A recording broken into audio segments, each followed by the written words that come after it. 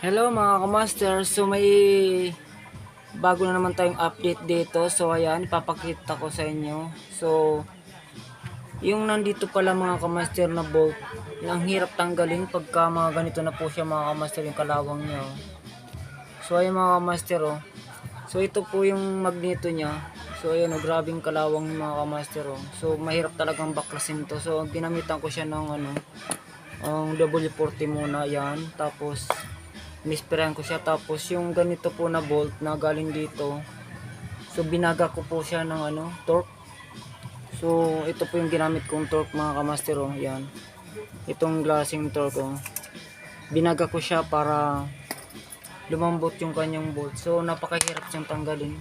Tapos ginamitan ko siya ng impact rinse. Yan po, impact rinse. Tapos yan, so ganito mga kamaster oh, tatanggalin po natin itong mga ganitong yung ganitong pinakalawang na spang po, papalitan ng bago nito para magkaroon siya ng starter. So yan, baka nga yung mga motor nito mga kamaster sira na rin dahil nalubog nga pala talaga ito sa baha. So ganyan yung tsura mga kamaster oh, grabe.